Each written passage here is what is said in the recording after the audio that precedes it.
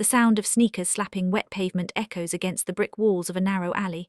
Jayar Park's dark eyes are wide with adrenaline as Yi Hyan's laughter follows her like a ghost. With nowhere left to turn, she lunges for a service ladder, climbing until her lungs burn. She reaches a darkened balcony, shatters the glass with her elbow and collapses onto a plush rug.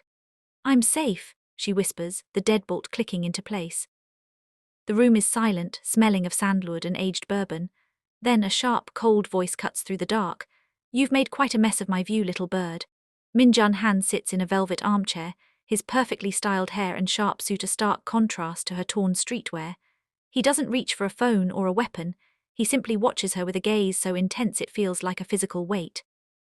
Outside, the gang is pounding on the lobby doors, but inside, Jayar realizes she is trapped with the one man even Yi Hyan is too afraid to name.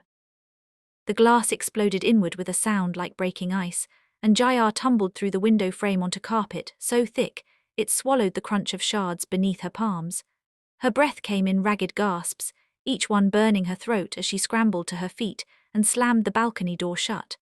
The deadbolt clicked with satisfying finality. Outside, Yi Hyan's voice echoed up from the street below, his laughter sharp and mocking. "You can't run forever, Jayar. This city doesn't have enough corners for you to hide in." She pressed her forehead against the cool glass, watching his silhouette gesture to his gang. They were already moving toward the building's entrance. Her hands trembled as she turned away, finally allowing herself to take in her surroundings. The penthouse was a study in controlled opulence. Floor to ceiling, windows framed the neon sprawl of the city like a painting. Modern furniture in blacks and greys created sharp angles against white walls.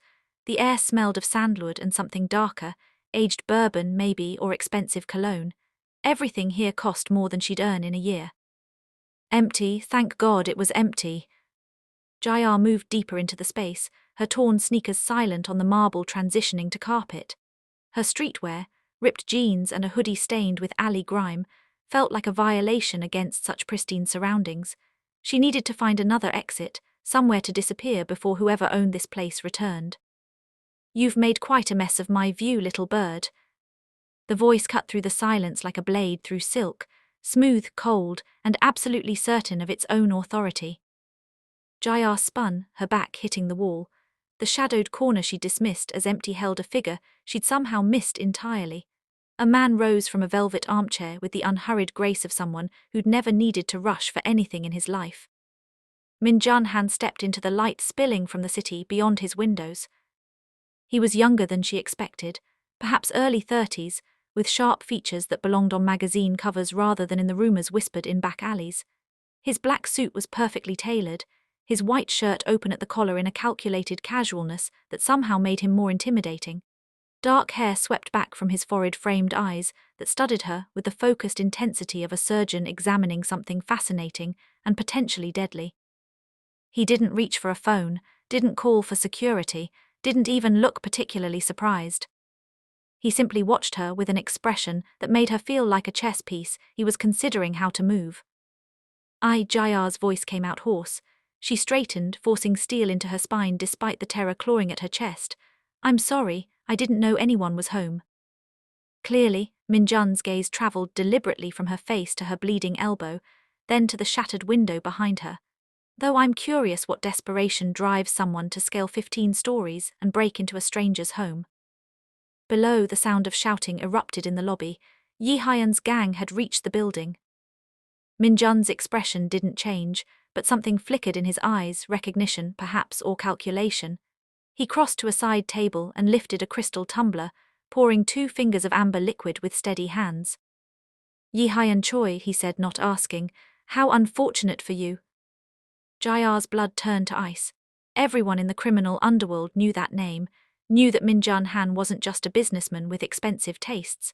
He was the reason certain people disappeared, why certain debts were always paid, why even the most violent gangs gave his properties a wide berth. She'd broken into the home of the city's most dangerous man. "I'll leave," she said quickly, already scanning for another exit. "Right now, you'll never see me again." No, the word was soft but absolute. Min-jun took a measured sip of his drink, then set it down. "You won't." Before Jayar could respond, the penthouse door opened with a whisper of hydraulics. A mountain of a man entered, his bulk filling the doorway. He had the scarred knuckles of a professional fighter and the cold efficiency of someone who'd buried his emotions along with his enemies. "Sir," the man said, his voice a low rumble, "there's a situation in the lobby." "I'm aware, Dong Hyeon." Minjun gestured lazily toward Jayar. "Our unexpected guest brought friends."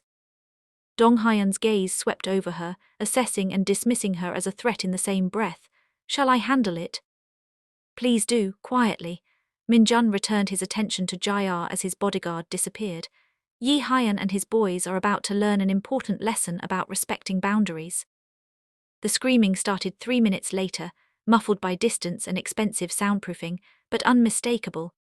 Jayar's stomach churned as the sounds cut off abruptly, one by one, replaced by silence more terrible than the noise. Minjun hadn't moved. He stood by his windows, backlit by the city's glow, watching her reaction with that same clinical interest. "What did he do to them?" Jayar whispered. "Nothing permanent, this time." Minjun tilted his head. "Now, little bird, let's discuss why Yi Hyeon Choi wants you badly enough to chase you into my territory." Jayar's legs finally gave out. She sank onto the edge of a leather sofa, her body shaking with delayed shock. Through the windows, the city pulsed with indifferent neon life, unaware that her world had just tilted on its axis. Minjun moved to stand before her, close enough that she had to tilt her head back to meet his eyes. This close, she could see the faint scar along his jawline, the expensive watch on his wrist that probably cost more than her apartment building. "I don't know what you've heard about me," he said quietly, "but I promise you the truth is more complicated. And right now you need complicated, you need dangerous, you need me." "I don't need anyone," Jayar shot back, the words automatic despite her circumstances. His lips curved, not quite a smile. "Then why are you bleeding on my furniture instead of in an alley with Yi Hyeon's knife at your throat?" The question hung in the air between them. Jayar looked down at her torn sleeve, the blood from her elbow staining the expensive leather. She'd been so focused on surviving the next 10 minutes, she hadn't thought about what came after. Minjun crouched before her, bringing them to eye level. The movement was fluid, controlled, and somehow more threatening than if he'd loomed over her. "Let me ask you something simpler. Why does a street gang's mid-level enforcer chase one woman through my district with such dedicated fury?" "He's an asshole," Jayar muttered. "Undoubtedly, but assholes usually move on to easier targets." Minjun's gaze sharpened. "What did you see, Jayar Park?" Her name on his lips made her flinch. Of course he knew who she was. Men like Minjun Han knew everything that happened in their territory. "You were at the docks 3 nights ago," he continued, reading her silence correctly. "The abandoned warehouse on Pier 7, you saw something you shouldn't have." Jayar's mind raced back to that night. She'd been looking for Sumin, who'd missed their weekly coffee date. She'd tracked her friend's last known location to the warehouse district, where she'd seen Yi Hyeon meeting with men who definitely weren't local. They'd spoken in Russian. One of them had a tattoo on his neck, a wolf's head with too many teeth. "There were foreigners," she said finally. "Russians, I think." Yi Hyeon was showing them crates. "I didn't stick around to see what was inside." Minjun's expression shifted, something dark and satisfied crossing his features. "Describe the Russians." 3 of them, the leader had silver hair, expensive suit, scar through his eyebrow. His men carried themselves like soldiers. "Alexei Volkov." Minjun rose, packing to his windows. "Of course it is. Yi Hyeon is small-time, but he's ambitious enough to make deals with snakes." "Who is Alexei Volkov?" Minjun turned, the city lights behind him turning him into a silhouette. "My competition, and currently my biggest problem. He wants to expand his operations into territories that belong to me. He needs local partners, expendable ones. Someone like Yi Hyeon, who's hungry enough to take risks and stupid enough to think he won't be discarded when he's no longer useful." Jayar processed this, her exhaustion making her thoughts sluggish. "So Yi Hyeon wants me dead because I'm a witness?" "Worse, you're a complication in a delicate negotiation." Minjun crossed back to her, extending his hand. "Which makes you valuable to me. Stand up." She ignored his hand and stood on her own, swaying slightly. "I'm not valuable. I'm a bartender who was in the wrong place at the wrong time." "You're a survivor who knows what Alexei Volkov looks like, who can identify his men, and who Yi Hyeon is desperate enough to hunt through my streets." Minjun's smile was sharp. "Little bird, you've just become the most valuable piece on my chessboard." Dong Hyun returned, his suit jacket slightly askew but otherwise pristine. The situation is resolved. The guests have been encouraged to seek medical attention elsewhere. Good, Min-jun didn't look away from Jae-ah. Prepare the guest suite. Ms. Park will be staying with us for the foreseeable future. No, Jae-ah said immediately. I'm not staying here, I'm not playing games with the Mafia. You're already playing whether you choose to or not. Min-jun's voice hardened. Yi Hyun knows you saw the meeting. Alexei will want you silenced before you become a problem. You have 3 options: accept my protection, leave the city entirely, or die within the next 48 hours. Those aren't options, they're threats. They're facts. Min-jun moved closer, his presence overwhelming in the quiet room. But I'm offering you something better than survival. Work with me. Tell me everything you know about Yi Hyun's operations, help me identify Alexei's key players, and when this is over, you walk away with enough money to disappear properly. New city, new life, no looking over your shoulder. Jae-ah wanted to refuse. Every instinct screamed that accepting help from someone like Min-jun Han was signing a different kind of death warrant. But the alternative was running forever, or not running long enough. My friend, she said, Soo-min Lee, she's in danger too, if Yi Hyun connects her to me. Give Dong Hyun her address, we'll have her secured within the hour. Secured, she'll be terrified. She'll be alive. Min-jun extended his hand again, a formal gesture that felt like a binding contract. Do we have a deal, Miss Park? Jae-ah looked at his hand, at the windows beyond him showing a city that had never been kind to her, at the shattered glass still glittering on the balcony. She thought of Soo-min's laugh, of the small life she'd built with her own scarred hands. She took his hand.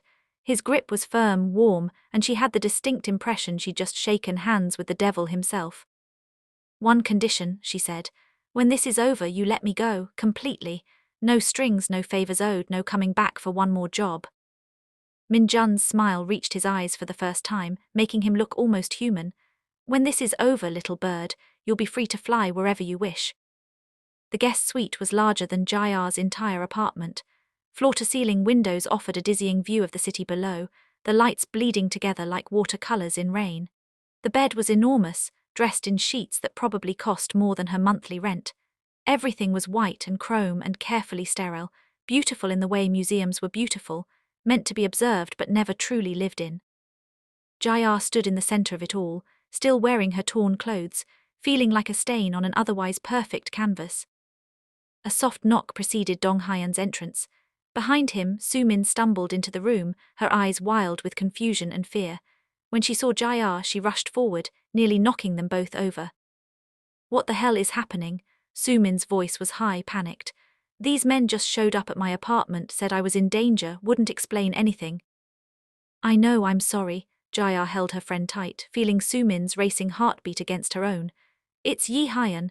He's after me and I didn't want you to get caught in the crossfire. Soo-min pulled back, taking in Jae-ah's appearance. You're bleeding, what did you do? She made an enemy, Min-jun said from the doorway, his presence filling the space even though he remained on the threshold. And then she made an ally. Ms. Lee, welcome to my home, you'll be safe here. Soo-min stared at him, recognition dawning in her expression. Oh God, Jae-ah, do you know who this is? I know, Jae-ah said quietly. The rumors about him. Soo-min lowered her voice, though Min-jun could obviously still hear her. They say he once had a man's entire family disappeared because they disrespected him at a business dinner. The rumors are inaccurate, Min-jun said mildly. It was only the man and his brother, the rest of the family was uninvolved. He smiled at their expressions. Dinner is in an hour, Dong Hyun will show you where everything is, try not to break anything else. He left, the door closing with a whisper of expensive hinges. Soo-min turned to Jae-ah, her face pale. We have to get out of here. Where would we go? Jae-ah moved to the window, pressing her palm against the glass. 15 stories below, the street was a river of light and movement. Yi Hyun has connections everywhere, and apparently he's working with Russian mobsters now. So your solution is to hide in the Korean Mafia's headquarters. My solution is to survive long enough to figure out a better plan. Soo-min joined her at the window. Together, they looked out at the city that had been their home for 3 years. It had never been kind, but it had been theirs. Now even that small claim felt like a lie. How long do we have to stay here? Soo-min asked. I don't know. What does he want from you? Information, help. Jayar's reflection in the glass looked like a ghost, a way to destroy his enemies. And you trust him? Jayar laughed, the sound bitter. I don't trust anyone, but right now he's the only thing standing between us and Yihayan's knife. They stood in silence as the sun set behind the skyscrapers, painting the sky in shades of orange and purple. The city transformed in the dying light, beautiful and terrible, full of promises it never intended to keep. A woman appeared at the door, middle-aged, kind-faced, wearing a simple black dress. I'm Hai-jin, she said, her voice gentle. I help Mr. Han with his household. I've brought you both some clothes. Dinner will be ready soon. She set down several shopping bags, all bearing labels from expensive boutiques. Jayar recognized none of the names. These aren't ours, she said. They are now. Hai-jin's smile was warm but firm. Mr. Han insists his guests are comfortable. The bathroom is through there, take your time. When they were alone again, Sumin opened one of the bags and pulled out a silk blouse. The price tag was still attached. Her eyes widened. Jayar, this costs more than I make in a month. Put it back. What? Put it back, all of it. Jayar's jaw tightened. I'm not playing dress-up in his doll house, I'm not. You're covered in blood and alley dirt, Sumin interrupted, her voice sharp. Whatever point you're trying to make, it can wait until after you stop bleeding on expensive carpet. Jayar looked down at herself, really seeing the damage for the first time. Her jeans were torn at both knees. Her hoodie had a long rip down the sleeve. Blood had dried in dark patches on her skin. She looked like what she was, a street rat who'd climbed too high and was now trapped in a golden cage. This isn't safety, Jayar said quietly. It's just a prettier kind of prison. Sumin's expression softened. She took Jayar's hand, squeezing gently. Then we'll find a way out together. But first, let's survive dinner with the Mafia boss. Deal. Jayar managed a weak smile. Deal. Min Seo Kang arrived the next morning like a force of nature, dressed in Chanel. She swept into the guest suite without knocking, her sharp eyes cataloguing every detail of Jayar's appearance in a single, devastating glance. No, she said simply, absolutely not. Jayar, who'd been attempting to enjoy coffee in borrowed clothes, bristled. Excuse me. You heard me. Min Seo circled her like a predator assessing prey. Min Jun says you're attending the Riverside Gala next week, looking like this. You'll be identified as an imposter in 30 seconds. She turned to Sumin, who'd frozen mid-bite of toast. You too, both of you need complete transformations. I'm not going to any gala, Jayar said flatly. Yes, you are. Min Jun needs you to identify Alexei's associates. The gala is where the city's elite, legitimate and otherwise, conduct their real business. Min Seo pulled out her phone, already typing. I have 6 days to turn you into someone who belongs in that world. We start now. I didn't agree to this. Min Seo looked up, her expression sharp. Then go tell Min Jun you're backing out of your deal. I'm sure he'll be very understanding. The threat hung in the air. Jayar set down her coffee cup with deliberate care. Who are you? Min Seo Kang. I run a boutique consulting firm that advises wealthy clients on image and presentation. I also help Min Jun when he needs someone to look the part for important occasions. She smiled, and it was all edges. Think of me as a fairy godmother, except instead of a pumpkin carriage, I'm giving you the armor you'll need to survive in a room full of sharks. Sumin stood, moving protectively closer to Jayar. She doesn't need to change who she is. Of course not, we're just changing how she's perceived. Min Seo's voice softened slightly. Look, I understand your resistance. You think accepting this means accepting Min Jun's world, but the truth is, image is a weapon. Right now, you look like someone who can be dismissed, overlooked, discarded. I'm offering to turn you into someone who can't be. Jayar met the woman's gaze, seeing something unexpected there, a flicker of understanding, maybe even respect. Why do you work for him? Because he pays extremely well, never asks me to compromise my ethics, and has excellent taste in wine. Min Seo gestured to the bag she'd brought. Also, because he saved my sister from a bad situation once. I owe him, and I always pay my debts. Now, are we doing this or not? Jayar thought of the way people had looked through her all her life. The bartenders who'd dismissed her job applications without reading them. The landlords who'd judged her by her cheap clothes and street address.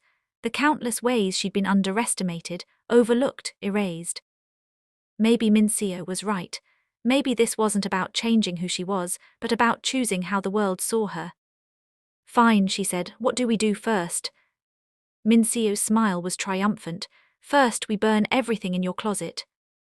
The next 6 days passed in a blur of transformation that felt equal parts empowering and terrifying. Minseo worked with relentless efficiency, stripping away every trace of Jayar's street identity and rebuilding something new in its place. Hairstylists came and went, turning Jayar's practical shoulder-length cut into something sleek and sophisticated. The dark dye she'd used to blend into shadows was lifted, revealing natural highlights she'd forgotten existed. Su-min underwent similar treatment, her bright pink streaks replaced with subtle auburn tones. You're not erasing yourselves, Minseo explained as they stared at their reflections. You're putting on armor, everything we're doing is strategic. Tailors measured and pinned, creating clothes that fit like they'd been painted on. Jayar learned the difference between fashion and costume, between looking expensive and looking accessible. Minseo taught them to read the room by dress codes, to identify power by tailoring rather than titles. In Minjun's world, everyone is performing, Minseo said during one lesson. The trick is to know you're performing while making everyone else think you're authentic. The hardest part was the etiquette training. Jayar had spent years surviving by instinct and improvisation.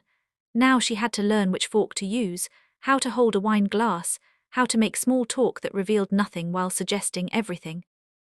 Your intelligence is your greatest weapon, Minseo told her during dinner practice, but you need to deploy it strategically.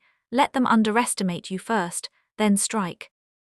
This is exhausting, Jayar muttered after her third attempt at walking in heels without looking like she was about to break her ankle. Good, that means you're taking it seriously. Minseo handed her a different pair of shoes. Again. By the 5th day, something had shifted. Jayar looked in the mirror and saw a stranger, elegant, composed, dangerous in a completely different way than she'd been before. The woman staring back at her could walk into any room and belong there. Could stand next to Minjun Han without looking like his prisoner. Could, maybe, survive whatever came next. One last thing, Minseo said on the 6th day. She produced a jewelry box, opening it to reveal a pair of diamond earrings. These belonged to Minjun's mother. He wanted you to wear them to the gala. Jayar's hands trembled as she looked at the earrings. They were beautiful and terrifying, a gift that was also a claim of ownership. I can't accept these. They're a loan, not a gift, and they serve a purpose. These earrings mark you as someone under Minjun's explicit protection. Anyone who sees them will know that harming you means answering to him. Minseo met her eyes. In that room at that gala, they might save your life. Jayar took the box, feeling its weight. I don't want to need saving. None of us do, but we take the armor we're offered and we survive however we can. Minseo squeezed her shoulder gently. You're ready, Jayar, trust yourself. That evening, Minjun requested her presence in his office. Jayar went, wearing one of the new dresses Minseo had selected, midnight blue silk that moved like water. The heels felt less foreign now, her walk more confident. Minjun looked up from his desk as she entered, and for a fraction of a second, something unguarded crossed his features. Surprise, maybe, or recognition. Minseo does excellent work, he said. She's terrifying. His laugh was unexpected, genuine. Yes, that's why I hired her. He stood, moving around the desk. You clean up well, Ms. Park. Is that a compliment or an assessment? Both. He stopped a careful distance away, respecting the invisible boundary she'd maintained between them. Are you ready for tomorrow night? No, Jayar said honestly, but I'll do it anyway. Minjun studied her, his expression thoughtful. You remind me of someone I used to know. Same fire, same refusal to break no matter how hard the world pushed. What happened to them? She married my father, spent 30 years navigating a world that wanted to consume her. His voice was quiet. She survived by being smarter and more ruthless than anyone expected. Jayar understood what he wasn't saying, and when your father died. She finally got to rest. Minjun's smile was sad. The earrings were hers, she'd want you to wear them, to know that you can be both elegant and dangerous, sophisticated and yourself. Jayar touched one earring, feeling the weight of legacy and expectation. Thank you. Don't thank me yet. Tomorrow night will be the hardest performance of your life. He returned to his desk, dismissing her. Get some sleep, little bird, you'll need it. The evening before the gala, Hai-jin prepared a dinner that transformed Min-jun's formal dining room into something almost warm. Candles flickered on the long table, and the smell of home-cooked Korean food filled the air, a sharp contrast to the building's cold elegance. To Jae-ar's surprise, Min-jun invited only her to join him.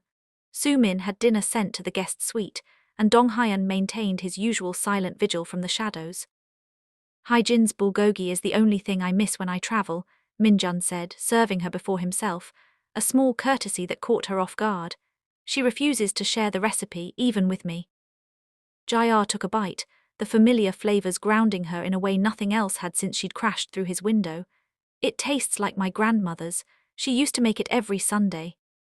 Used to. She passed away 5 years ago, right after I moved to the city. Jae-ar took a sip of wine, letting it warm her throat. She would have hated seeing me here, hated what I've become. Min-jun's expression was unreadable. What have you become? Someone who makes deals with criminals, someone who's learning to lie with expensive clothes and practice smiles. She set down her glass. Someone who's forgetting who she used to be. You're someone who's surviving, Min-jun said quietly. Don't confuse adaptation with surrender.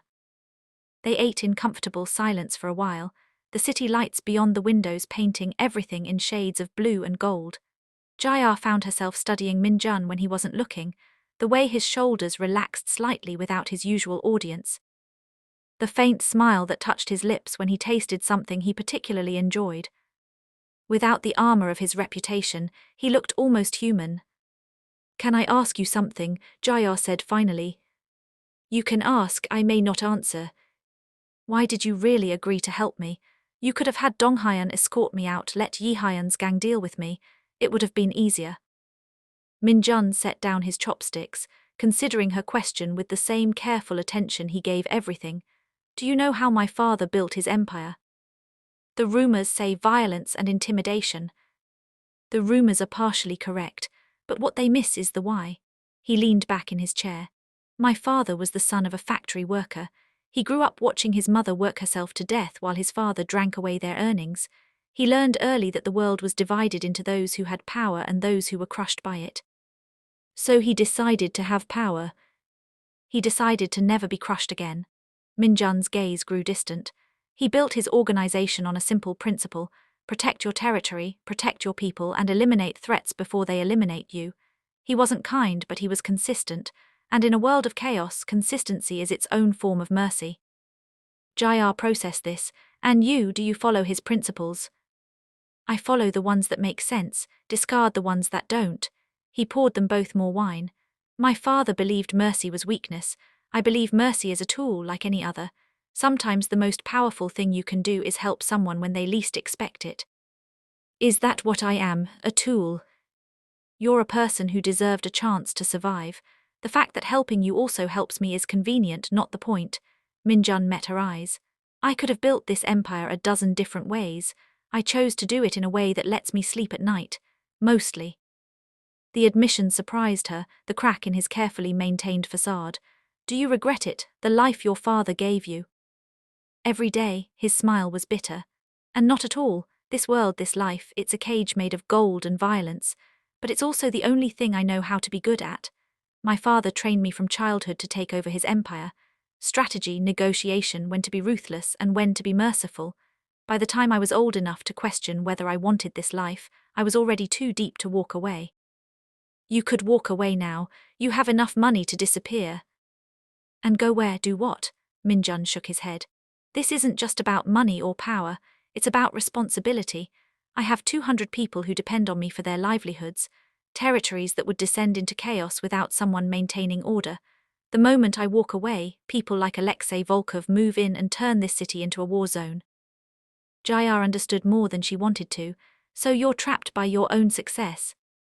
Trapped by my own nature. He raised his glass in a mock toast. My father's greatest gift and curse. He made me too competent to quit, too aware to enjoy it. They drank, the wine tasting of expensive grapes and expensive regrets. What would you do? Min-jun asked suddenly. If you could walk away from everything, start over completely, what would you choose? Jae-ar thought about it, really considered the question she'd been too busy surviving to ask herself. Something quiet, Maybe a bookstore or a small cafe, somewhere I could talk to people without wondering if they're going to stab me in the back, somewhere I could just be. That sounds nice. It sounds impossible. Most worthwhile things do. Minjun stood, moving to the windows. My mother used to say that the truly strong aren't the ones who never bend, they're the ones who bend and then snap back, harder and smarter than before. Jayar joined him at the window. Below, the city sprawled in all its chaotic glory. Is that what you think I am, someone who will snap back? I think you're someone who's been bending your entire life and never breaking. He turned to face her, and the distance between them felt suddenly smaller. Tomorrow night, you'll walk into that gala and face men who have destroyed lives without thinking twice. You'll smile and charm and gather intelligence. And when it's over, you'll have proven that you're more dangerous than any of them gave you credit for. And if I'm not, if I fail, you won't, because failure isn't something you know how to do. The confidence in his voice was almost intoxicating. Jayar found herself leaning slightly closer, drawn by the warmth of his certainty. In the candlelight, with the city glowing behind him, Minjun looked less like a mafia boss and more like a man carrying the weight of a world he never asked for. Thank you, she said quietly, for the dinner, for the honesty. Thank you for not trying to stab me with a butter knife. His smile was genuine this time, reaching his eyes. I've had dinner guests who have attempted less. Jayar laughed, surprising herself. The night's not over yet. They stood together at the window as Haijin cleared the dishes, watching the city breathe and pulse below them. For a moment, Jayar let herself imagine this was normal, that she was just a woman having dinner with a complicated man, that tomorrow didn't hold danger and deception. Then Dong Hyeon appeared in the doorway, his expression grim. Sir, we have a situation. Alexei's been asking questions about the break-in. He knows someone climbed into your penthouse. The moment shattered like the glass Jayar had broken a week ago. Minjun's expression shifted, warmth replaced by cold calculation. How much does he know? His voice was all business now. Not enough, but he's curious. Minjun nodded once. Double security for tomorrow night. If Alexei knows Jayar exists, the gala just became 10 times more dangerous. He turned to Jayar, and she saw the truth in his eyes. Whatever fragile connection they'd built over dinner was a luxury neither could afford. Tomorrow, they'd step into the lion's den together, and only their performance would keep them alive. Get some rest, Minjun said, his voice gentle despite the hardness in his gaze. Tomorrow, you'll need to be perfect. Jayar left, feeling the weight of his mother's earrings in her pocket, and the ghost of his vulnerability still hanging in the air. The Riverside Hotel was a monument to old money and new corruption, its marble lobby glittering with crystals that caught the light like captured stars. Jayar arrived on Minjun's arm, wearing a floor-length gown in deep emerald that made her look like she'd stepped out over painting. The diamond earrings caught the light with every movement, a silent declaration of whose protection she carried. Remember, Minjun murmured as they entered, his hand warm against her lower back. You're here as my associate from the consulting firm. You're intelligent, charming, and utterly forgettable. Let them look past you while you catalogue everything. Jayar nodded, her heart hammering against her ribs. The ballroom stretched before them like a gilded arena, filled with the city's elite in their finest armor.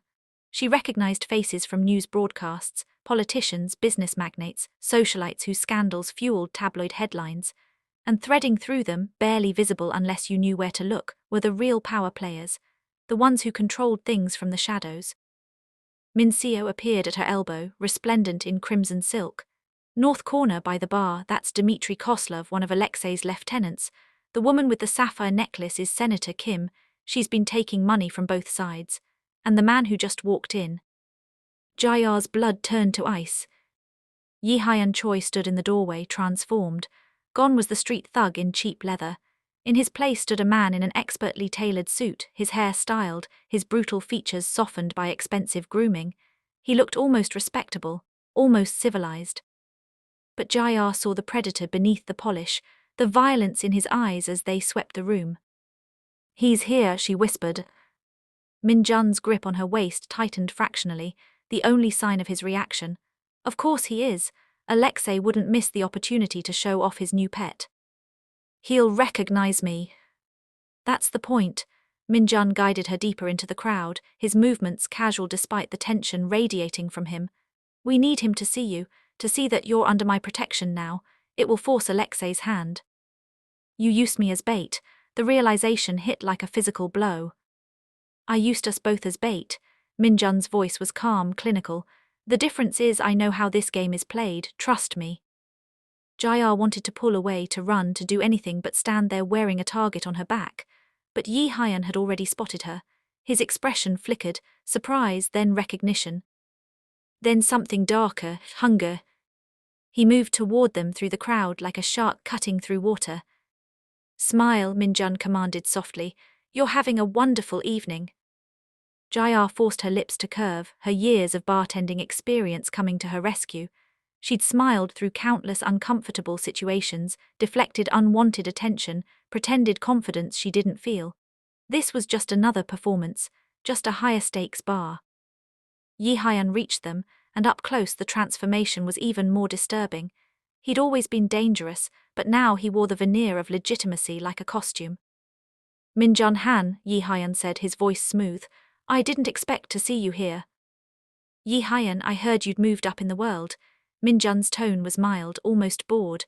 Alexei must be impressed with your work. He appreciates loyalty. Yi Hyan's gaze slid to Jayar, and she saw the moment he truly registered who she was. His smile sharpened. And you've brought a date, how charming. Ms. Park is a consultant with my firm, Minjun said. She's been helping me with some delicate negotiations. The emphasis on her name was deliberate. Jayar understood the message. She wasn't hiding anymore. She was standing in the open, claimed and protected. Jayar Park, Yi Hyan said her name like he was tasting it. We've met before, haven't we? I don't believe so, Jayar said, her voice steady despite her racing heart. I'm sure I would remember. Funny, you look very familiar. He leaned closer, and Jayar caught the scent of expensive cologne failing to mask something more primal underneath. Maybe I've seen you around the neighborhood. You have one of those faces. Maybe, Jayar met his eyes, refusing to flinch. Or maybe you're confusing me with someone else. The standoff lasted a heartbeat too long. Then a new voice cut through the tension. Yi Hyan, there you are. I've been looking for you. The man who approached was everything the rumors had promised, and worse. Alexei Volkov stood just under 6 feet, his silver hair swept back from a face that would have been handsome if not for the cruelty in his pale blue eyes. The scar bisecting his left eyebrow was a thin white line, elegant as everything else about him. He carried violence like other men carried business cards, always ready to present it when needed.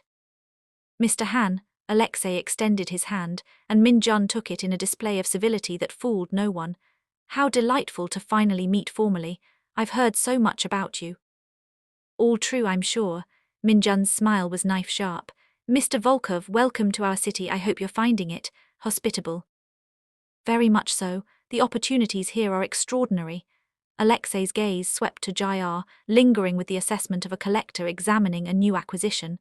And who is this lovely creature? My consultant, Ms. Park. Charming, Alexei took Jayar's hand, raising it to his lips in a gesture that made her skin crawl. You must tell me, Ms. Park, what exactly do you consult on? Risk assessment, Jayar said, the lie flowing smoothly. I help Mr. Han identify potential threats and opportunities in emerging markets. How fascinating, and what risks do you see in our fair city? The question was a trap wrapped in small talk. Jayar felt 3 sets of eyes on her, Alexei's calculating interest, Yi Hyan's predatory focus, Minjun's silent command to tread carefully. The usual challenges, she said lightly. Market saturation, territorial disputes, the difficulty of maintaining quality partnerships in an increasingly competitive landscape. But I'm sure someone of your experience understands these dynamics better than I ever could. Alexei's laugh was cold and genuine. Diplomatic and intelligent, no wonder Han keeps you close. He released her hand. We should have dinner sometime, the 4 of us. I believe Yi Hyan and Ms. Park might enjoy comparing notes on the city's various neighborhoods. The threat was unmistakable. Jayar felt Yi Hyan's smile like a blade against her spine. Perhaps, Minjun said smoothly. Though my schedule is quite full these days, Ms. Park and I have several projects demanding our immediate attention. Of course, ambitious men always do. Alexei's expression remained pleasant, but something shifted in his eyes, a decision made, a line drawn. Enjoy your evening, Mr. Han, Ms. Park. He moved away, Yi-hyun following like a loyal dog, but before disappearing into the crowd, Yi-hyun looked back at Jae-ah. His lips moved silently, shaping words meant only for her. Soon. Jae-ah's knees nearly buckled. Min-jun's arm around her waist was the only thing keeping her upright. Breathe, he commanded quietly. You did perfectly. He knows, Alexei knows who I am. He suspects there's a difference. Min-jun guided her toward the balcony away from the crowd. We need to accelerate our timeline. I'd hoped for another week, but... The lights went out. For 3 seconds, the ballroom plunged into absolute darkness. Then emergency lighting kicked in, bathing everything in an eerie red glow. People gasped, then laughed nervously, assuming a power failure. But Min-jun's hand had already moved to the weapon concealed beneath his jacket. Get down. The first gunshot shattered the ballroom's massive chandelier. Chaos erupted. Screaming guests stampeded toward the exits as more gunfire erupted from multiple points in the room. Jae-ah hit the ground, Min-jun's body covering hers as glass rained down like deadly snow. Through the panic, she saw them, men in black tactical gear moving with military precision through the crowd. They weren't shooting randomly, they were hunting. Hunting for her. Rooftop extraction team, Min-jun snarled into his phone. Now, he hauled Jae-ah to her feet, half carrying her toward a service exit. Behind them, Dong-hyun materialized, returning fire with calm efficiency. They burst through the exit into a concrete stairwell. The sounds of chaos echoed behind them, screams and gunfire blending into a symphony of violence. Up, Min-jun commanded, pushing Jae-ah ahead of him. Don't stop. Jae-ah kicked off her heels and ran, her bare feet slapping against cold concrete as they climbed. Her lungs burned, her legs screamed, but terror kept her moving. Behind them she heard boots on the stairs, their pursuers closing in. Min-jun turned at a landing, firing 3 precise shots that sent their hunters diving for cover. Keep going. They burst onto the rooftop as a helicopter descended from the night sky, its spotlight cutting through the darkness. Strong hands pulled Jae-ah aboard, then Min-jun, then Dong-hyun as the helicopter lifted off.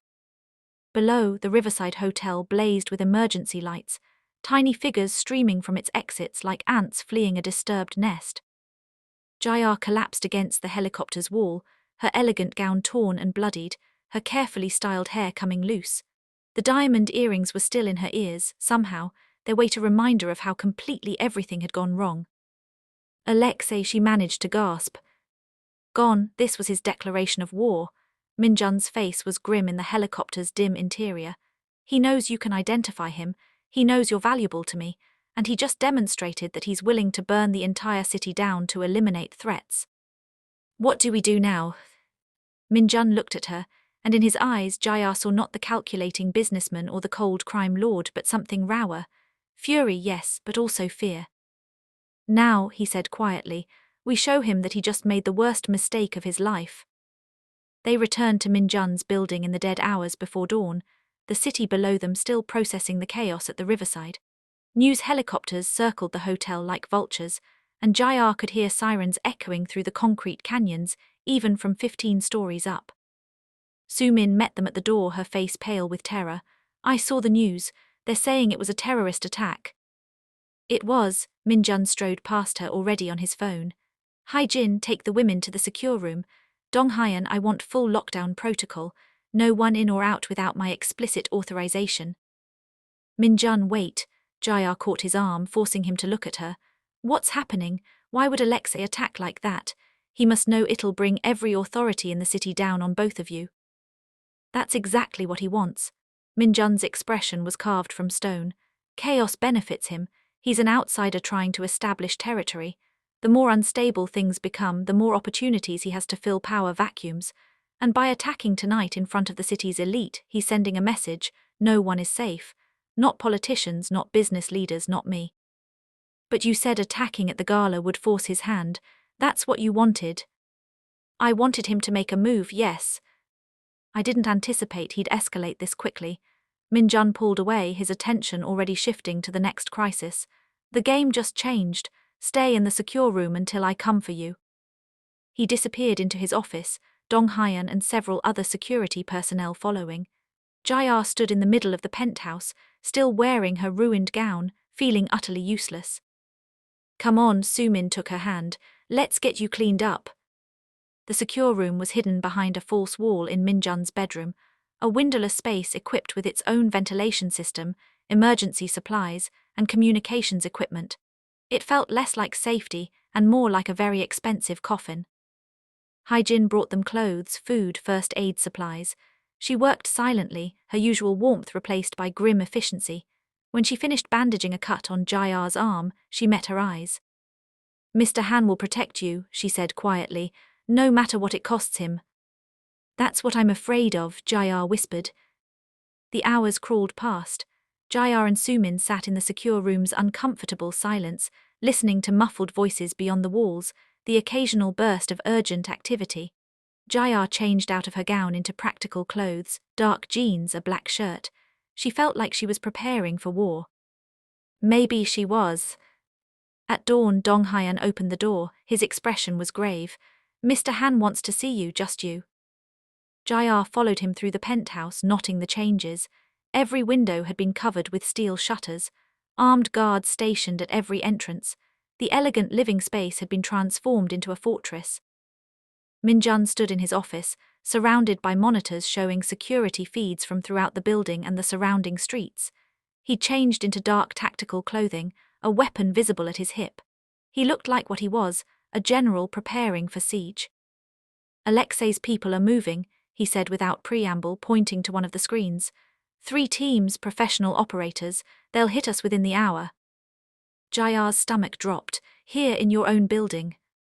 He's desperate. The attack at the gala didn't achieve its primary objective. You're still alive. Now he needs to eliminate you before you can testify, before you can identify his network. Minjun turned to face her. I'm evacuating everyone non-essential. Hyjin, Sumin, the household staff. Dong Hyan will take them to a secondary location. And me. You stay. If you run now, Alexei will hunt you for the rest of your life. The only way to end this is to end him. Minjun moved closer, his voice dropping. I'm not going to lie to you, Jayar. The next few hours will be the most dangerous of your life. But if we survive them, Alexei will be broken. His network exposed, his resources depleted, his reputation destroyed. If we survive. If, Minjun's hand came up, his fingers brushing her cheek with unexpected gentleness. I won't let him take you, I swear it.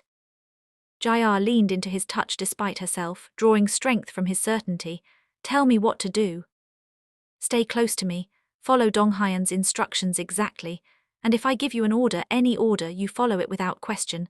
Can you do that? Yes. Good, he stepped back, the moment of vulnerability vanishing beneath layers of tactical focus. Then let's show Alexei Volkov what happens when he brings war to my home. Sumin fought the evacuation, but Jayar convinced her to go. I need to know you're safe, Jayar said, holding her friend tight. Please, for me. You better survive this, Sumin whispered fiercely, or I'll kill you myself. Then she was gone, and Jayar was alone with Minjun and his soldiers in a penthouse that felt more like a tomb with every passing minute. They came at dawn, just as Minjun predicted. The first breach was on the 12th floor, explosives taking out the stairwell door with brutal efficiency. Alarms shrieked, and monitors showed armed men pouring into the building. East team, contain them, Minjun commanded, his voice cold and clear. Don't let them reach the residential floors. Gunfire erupted below them. Jayar flinched at every sound, her hands trembling despite her efforts to stay calm. The second breach came through the parking garage, a vehicle ramming through the security barriers, more armed men spilling out. West team reinforced the lobby. Dong Hyan fall back to the penthouse level. The building shook with controlled violence. Jayar watched the monitors, seeing Minjun's people fighting with desperate efficiency against Alexei's professionals. Bodies fell on both sides. They're going to reach us, she whispered. I know, Minjun handed her a weapon, small, compact, deadly. Do you know how to use this? Point and shoot. Close enough, he showed her the safety, the trigger, the basics. Only if you have no other choice, understand? Jayar nodded, the gun heavy and foreign in her hands. The third breach came from above. The roof access door exploded inward, and rappelling lines dropped through the opening. Men in tactical gear descended like spiders, moving with military precision. Rooftop team is down, Dong Hyun reported grimly. They're coming through the penthouse entrance. Minjun grabbed Jayar, pulling her toward his office. The panic room, now. But they were too late. The penthouse door blew off its hinges in a burst of smoke and fire. Armed men poured through, their weapons trained on every shadow. Dong Hyun stepped into their path, his weapon raised. Sir, get her out. Minjun hesitated, 1 second of indecision that cost them. Then he was moving, dragging Jayar toward the hidden panic room entrance. Gunfire erupted behind them. Jayar heard Dong Hyun's roar of defiance, then nothing. They reached the panic room, Minjun's fingers flying over the keypad. The door started to slide open. A bullet caught him in the shoulder. Minjun staggered, blood blooming across his shirt. Jayar screamed, catching him before he fell. His weight was enormous, overwhelming, but she refused to let go. Inside, he gasped, get inside. They tumbled through the doorway together, and the door slammed shut behind them with a final, terrible click. In the suffocating darkness of the panic room, Jayar heard Minjun's labored breathing, felt his blood hot and wet against her hands. Outside, boots pounded across the floor, voices shouting in Russian. They were trapped, wounded, and running out of time. Jayar's hands moved on autopilot, tearing strips from her shirt, to staunch the blood flowing from Minjun's shoulder. The panic room's emergency lighting cast everything in harsh white, making the blood look black against his pale skin. Stay with me, she commanded, her voice steadier than she felt. You don't get to die after dragging me into this. Minjun's laugh was pained. Bossy. You have no idea. Jayar found the medical kit mounted on the wall, her bartending first aid training kicking in. She'd patched up plenty of injuries in her time, bar fights, kitchen accidents, one memorable incident with a broken bottle. This was just a bullet wound, just flesh and blood and terror. Just survival. She cleaned the wound, packed it, applied pressure. Minjun hissed in pain but didn't cry out. Through the panic room's walls, they could hear the sounds of Alexei's men tearing apart the penthouse, searching for them. How long before they find the panic room? Jayar asked. Hour, maybe 2 if we're lucky. Minjun's face was grey but his eyes were alert. The door is reinforced steel, but they'll bring cutting equipment. So we're trapped. We're strategic. He fumbled for his phone but his hands were shaking too badly to work the screen. Call this number, ask for Shadow's protocol. Jayar took the phone, dialing with blood-slick fingers. The voice that answered was female, cold, professional. Shadow's protocol confirmed, the woman said when Jayar delivered the code phrase. Location. The penthouse, we're in the panic room. Minjun is wounded and there are hostiles throughout the building. A pause, estimated hostile count. 15, maybe 20. Jayar looked at Minjun, who nodded confirmation. Extraction team will arrive in 40 minutes. Hold position. What if we can't hold that long? Then ensure the package survives. The line went dead. Jayar stared at the phone. Package. You, Minjun managed a weak smile. Congratulations, you're now the most valuable asset in this entire operation. I don't want to be an asset. Too late, he shifted, wincing. Listen to me. In the cabinet behind you there's a laptop. Password is your birthday. I had Dong Hyun look it up. In the encrypted drive you'll find everything. Every transaction, every contact, every piece of evidence linking Alexei to his operations in this city. Jayar found the laptop. Hands trembling as she entered her birthday. The files opened, revealing a staggering amount of information. Shipping manifests, bank transfers, surveillance photos, recorded conversations. This is enough to destroy him, she whispered. That's the idea, if I don't make it. You're making it. You take that laptop to Detective Seo Jaiwan. She's one of the few honest cops left in this city. She'll know what to do with it. Minjun's voice was fading, his words coming slower. Promise me. I promise, but you're going to deliver it yourself. Jayar finished bandaging his shoulder, then moved to the panic room's security console. Multiple monitors showed different views of the penthouse and building. On one screen, she saw Alexei Volkov himself stride through the destroyed entrance, Yi Hyun at his side.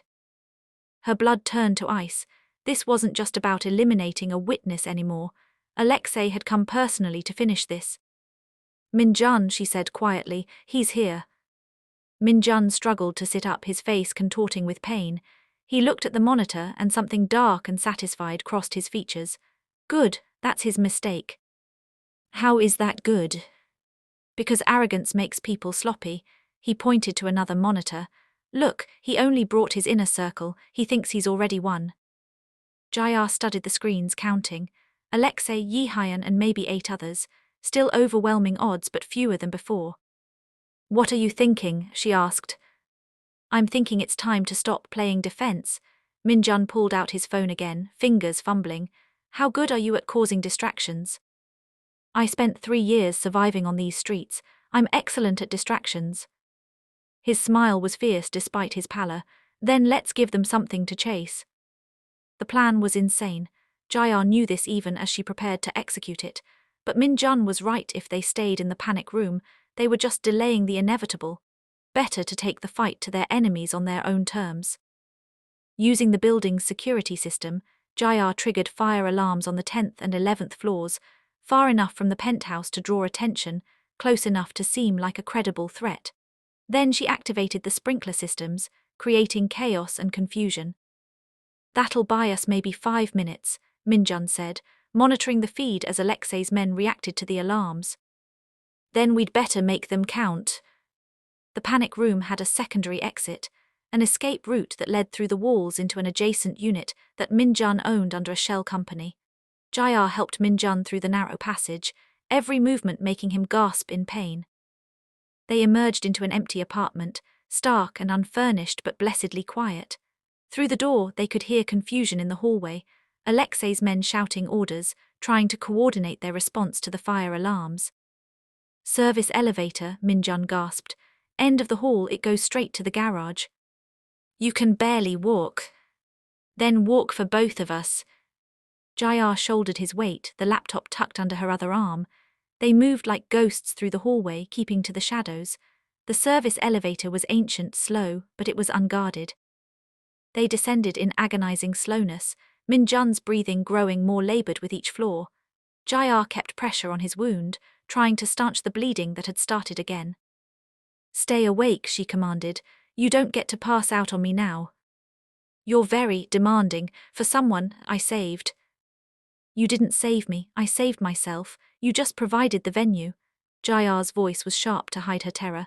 And if you die before I get to repay that favor, I'll be very annoyed. The elevator opened onto the garage level. It was chaos, abandoned vehicles, scattered weapons, signs of the earlier battle. Jayar spotted a motorcycle near the exit ramp, keys still in the ignition. Can you ride? Min-jun asked. I'm about to learn.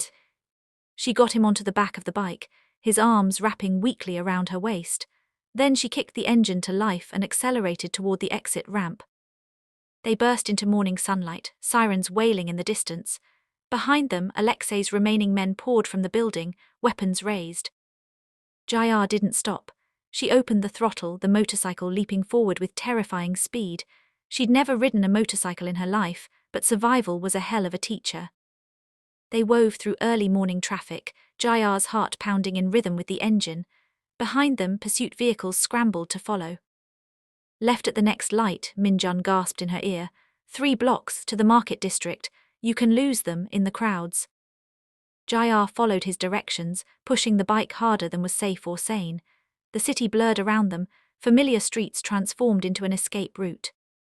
They reached the market district as vendors were setting up for the day. Jayar drove straight through the chaos, scattering crates and shoppers. Behind them, pursuit vehicles were forced to slow, trapped by the narrow lanes and aggressive crowd.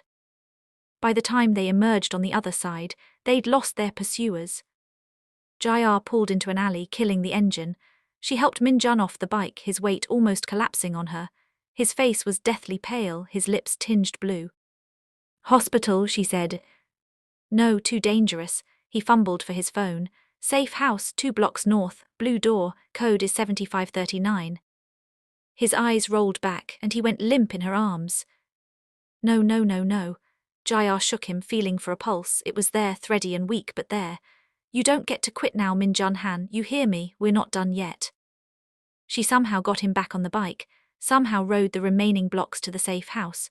The blue door opened to her desperate entry of the code. revealing a small apartment stocked with emergency supplies.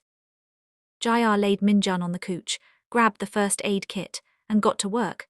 She'd taken pre-med courses before financial reality forced her to drop out of university. She remembered enough to know the bullet had passed through cleanly, missing major arteries. She cleaned the wound properly this time, sutured it with hands that barely shook, administered antibiotics from the kit. Then she set up an IV drip from the safe house supplies, pushing fluids to combat the blood loss.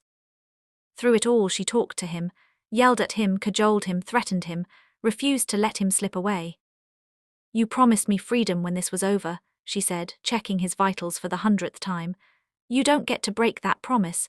You don't get to leave me alone in this mess you created." Outside, sirens continued their symphony. The city was waking up to news of the Riverside attack, the siege at Minjun's building, the chaos spreading through the criminal underworld like wildfire. And somewhere out there, Alexei Volkov and Yihayan Choi were hunting for them. Jayar opened the laptop, staring at the files Minjun had compiled. Evidence of everything: murders, trafficking, extortion, corruption spreading through the city like poison. She thought about the promise she'd made, about Detective Seo Jaiwan, the honest cop who could use this information. She thought about Sumin, safe in some secure location, waiting for news. She thought about the woman she'd been a week ago, a bartender running from danger, always looking over her shoulder, never daring to fight back. That woman was gone. In her place was someone new, someone who'd stared down a mafia boss, survived a gala attack, escaped a siege, someone who held the power to bring down an empire in her blood-stained hands. Jayar looked at Minjun, unconscious and vulnerable on the couch. Then she looked at her reflection in the darkened laptop screen. The Shadow Queen looked back. "Okay," she whispered to the empty room, "let's end this." Minjun woke to the smell of coffee and the muted sounds of the city beyond closed curtains. For a moment, he couldn't place where he was, then memory crashed back with the force of the bullet that had put him here. Jayar sat at the small table, the laptop open before her, her dark hair pulled back in a practical ponytail. She changed into clothes from the safe house supplies, practical jeans, a simple shirt. No trace of the elegant woman from the gala remained. But something else had changed. The way she held herself, the set of her shoulders, the cold calculation in her eyes as she studied the screen. She'd stopped running. Somewhere in the chaos of their escape, Jayar Park had stopped being prey and become something far more dangerous. "How long was I out?" His voice was rough, throat dry. She looked up and relief flashed across her features before being replaced by professional concern. 18 hours. You lost a lot of blood." "Alexei disappeared.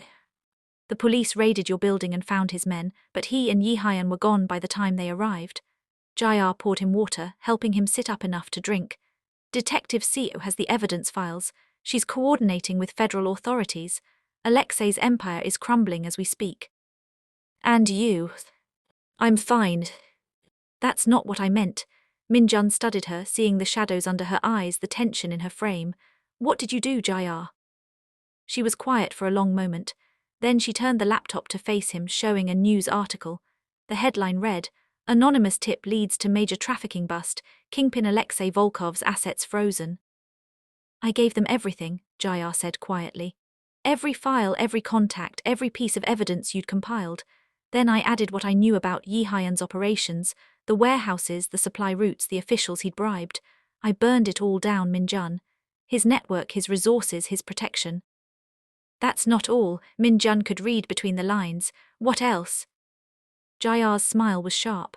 "I might have also sent anonymous tips about certain properties Alexei owned, properties that happened to catch fire early this morning, warehouses full of contraband, safe houses where his men were hiding. Nothing that would hurt innocent people, but everything that would hurt him." "You declared war." "No, I ended one." She closed the laptop. "Alexei came after me because I was a witness, a complication. Now I'm the reason his entire empire is ashes. He'll spend the rest of his life looking over his shoulder, waiting for the authorities or his enemies to catch up with him." Minjun felt something close to pride. "You've made yourself a target." "I've made myself too dangerous to touch." Jayar met his eyes. "I sent copies of everything to 5 different journalists, 3 law firms and 2 international investigation agencies. If anything happens to me, it all goes public. including details about your operations, the police corruption, everything. I've made myself the deadman's switch that keeps everyone honest. Including me. Especially you, her expression softened slightly. But I don't think you're going to be a problem, are you? Minjun laughed, then winced as the movement pulled his stitches. You've learned well, little bird, maybe too well. I had a good teacher. Jayar stood, moving to the window. Outside, the city continued its eternal dance, indifferent to the power struggles happening in its shadows. Yi Hyan is still out there. Alexei too, but they're broken, scattered. It'll take years for them to rebuild if they ever can. And what about you? What will you do with your newfound power? She turned to face him, and Minjun saw the girl who'd crashed through his window, transformed into something he'd never anticipated. Not a victim who'd survived, but a strategist who'd claimed victory on her own terms. I'm going to make sure this never happens again, Jayar said. The trafficking, the corruption, the way people like me get crushed between warring crime lords. I'm going to use what I learned from you to build something better. Better, Minjun raised an eyebrow. And how exactly do you plan to do that? By staying. She moved closer, and he could see the determination burning in her eyes. You offered me freedom, Minjun, the chance to walk away with money and a new life, but I realized something while I was stitching you back together and burning down Alexei's empire. What's that? That freedom isn't running away, it's having the power to stay and change things. Jayar sat on the edge of the couch, close enough that he could see the resolve in her features. You said your father built his empire to never be crushed again, but what he built still crushes people like I used to be. I want to change that. Minjun studied her for a long moment. You want to reform the criminal underworld from the inside. That's ambitious, also possibly insane. You said it yourself, you maintain order, you protect your people, you prevent chaos. But you could do more. No trafficking, no preying on the desperate, no letting people like Yi Hyan operate in your territory because they're useful. She held his gaze. You could build something that protects people instead of exploiting them. And you think I'd agree to that? I think you already want to. You just needed someone to give you permission to be better than your father. Jayar's smile was knowing. That's why you helped me in the first place. Not because I was useful, but because you were tired of being the villain. The truth of her words hit harder than he expected. Minjun had spent years justifying his choices, telling himself he was maintaining necessary order, that his sins were smaller than the chaos his absence would create. But Jayar had seen through all of it to the part of him that was tired. Tired of violence, tired of looking over his shoulder, tired of building an empire on foundations of fear. Partnership then, he said finally. You bring idealism and moral clarity. I bring resources and experience. Together we rebuild this organization into something that can actually protect this city instead of just controlling it. Not partnership. Jayar's voice was firm. Equals. I'm not your consultant or your associate or your kept woman. If I stay as your equal. Same authority, same risk, same responsibility. Minjun felt a smile tug at his lips despite the pain radiating from his shoulder. You really have learned too well. My father would have had you killed for this level of audacity. Good thing you're not your father. Good thing, he extended his hand, the same gesture he'd made when they'd first struck their deal, but different now. This time it wasn't a man offering protection to someone desperate. It was an equal offering partnership to another equal. Agreed, Ms. Park. Welcome to the new regime. Jayar took his hand, her grip firm. The Shadow Queen and the Crime Lord, the city won't know what hit it. They'll write stories about us. Let them, as long as those stories end with people being safer, I don't care what they call us. They sat in comfortable silence as the city hummed beyond the windows. Somewhere out there, Detective Sia was coordinating raids. Journalists were breaking stories that would dominate headlines for months. Alexei's network was collapsing like a house of cards. And in a small safe house, two people who'd met through violence and desperation were planning something unprecedented. A criminal empire built on protection instead of exploitation, on justice instead of just power. Sumin is going to think I've lost my mind, Jayar said eventually. She might be right. Probably, Jayar stood, stretching. But I didn't survive all of this just to go back to pouring drinks and pretending the world isn't broken. If I'm going to live in the shadows, I might as well own them.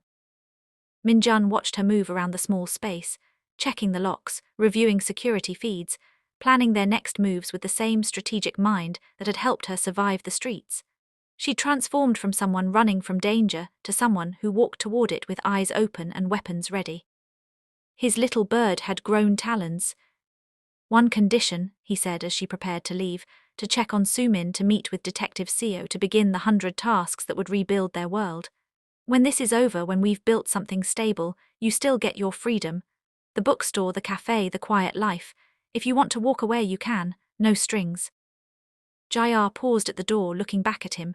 The morning light caught the diamond earring still in her ears, his mother's legacy, now hers. And if I don't want to? Then I'll stand beside you for as long as you'll have me, as equals, as partners.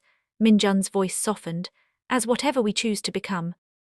She smiled, not the practiced smile Min Seo had taught her, but something genuine and fierce.